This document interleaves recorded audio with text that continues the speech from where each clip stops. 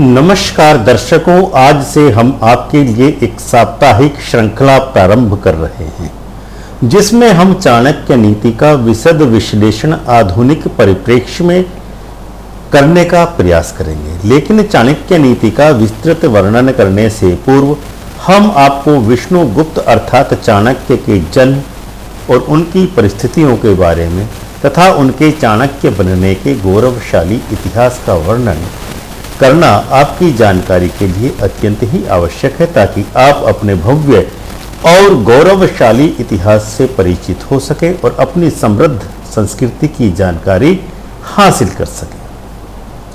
तो आइए दर्शकों, प्रारंभ करते हैं आज का कार्यक्रम। प्राचीन काल में हमारे देश भारतवर्ष का वर्तमान स्वरूप नहीं था। तब यहाँ अनेक अलग अलग छोटे राज्यों का एक समूह था।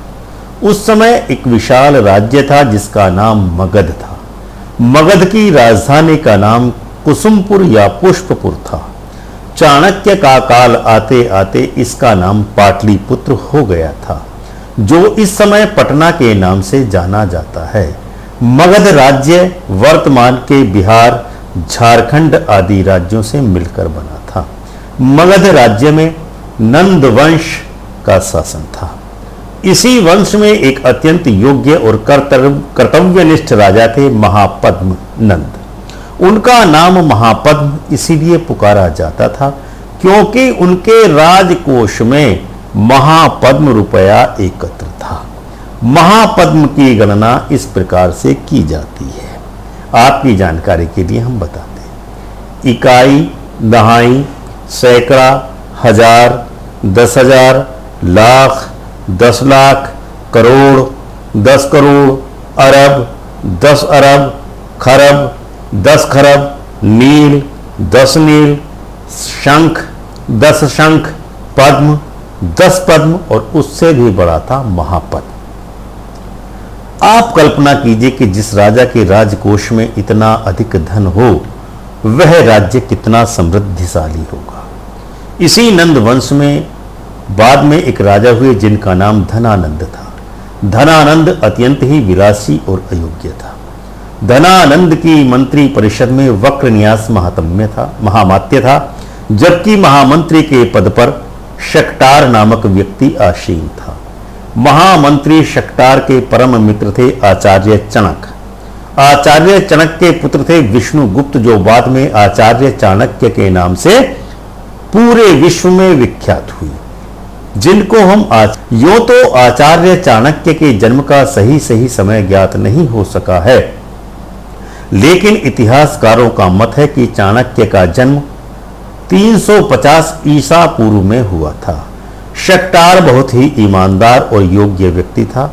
जब शक्टार ने धनानंद का ध्यान देश की स्थिति की ओर दिलाया तो धनानंद उससे नाराज हो गया तथा शक्टार और उसके पुत्रों को कारागार में परिवार समेत डाल दिया।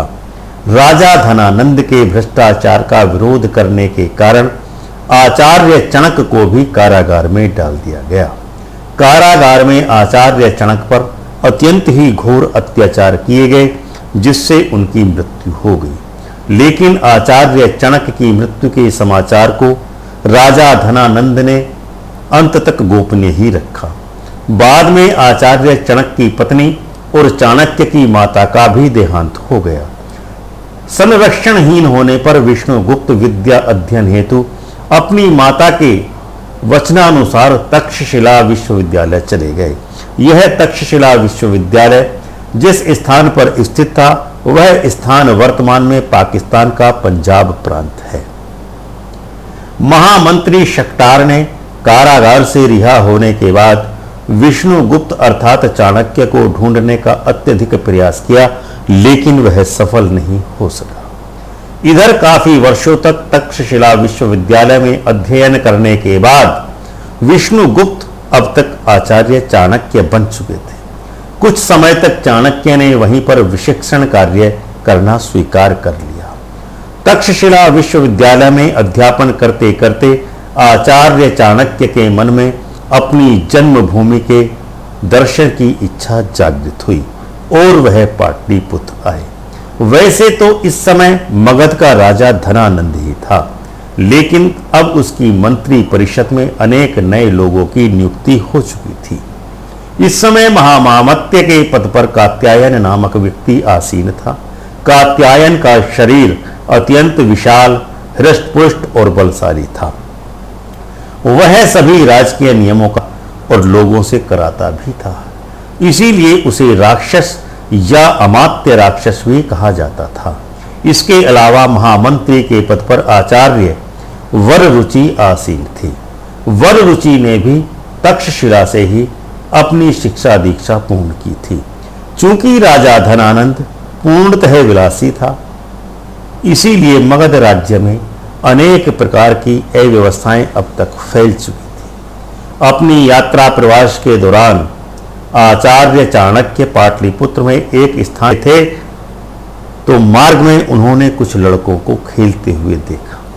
इस खेल में कुछ बालक सैनिक और कुछ बालक अपराधी बने हुए थे। एक बालक उन अपराधियों को दंड सुना रहा था।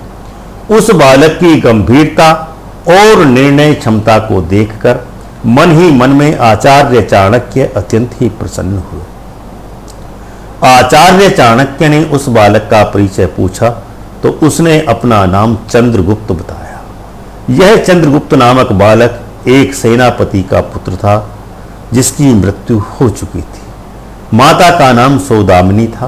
पिता का देहांत होने के कारण यह चंद्रगुप्त नामक बालक अपने मामा यानी मातुल के पास ही अपनी माता के समेत रहता था। आचार्य चाणक्य इस बालक को देखते ही समझ चुके थे कि यह बालक अत्यंत ही प्रतिभाशाली है और यदि इसे उचित शिक्षा दीक्षा मिले तो यह हमारे राष्ट्र भारत सिद्ध होगा। अतः आचार्य चाणक्य उस बालक को लेकर पुनः तक्षशिला आ गए और वहां पर उन्होंने अन्य विद्यार्थियों के साथ चाणक्य को, चंद्रगुप्त को आचार्य चाणक्य ने विधिवत शिक्षा प्रदान करना प्रारंभ किया। यही बालक आगे चलकर मौर्य वंश नाम का वंश होने के कारण चंद्रगुप्त मौर्य के नाम से प्रख्यात हुआ और आचार्य चाणक्य उसके मंत्री बने। आज के अंक को हम यहीं पर विराम देते हैं। अगले अंक में हम आपको आचार्य चाणक्य के इतिहास को सिकंदर के आक्रमण से प्रारंभ करेंगे। तो दर्शकों, यह था हमारा आज का कार्यक्रम। आज के कार्यक्रम को हम यहीं विराम देते हैं। धन्यवाद।